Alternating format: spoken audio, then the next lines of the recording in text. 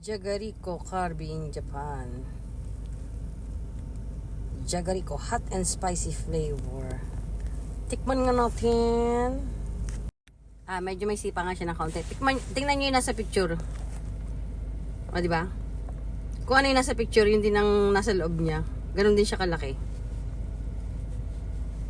Kita nyo ka? Ayan o, ayan o, ayan o. O, di ka? Kagaling ng Japan. Kainaman na.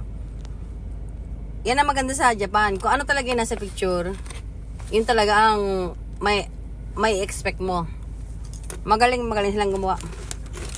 Hindi ka guys sa atin, ang laki sa halimbawa, cheeseburger.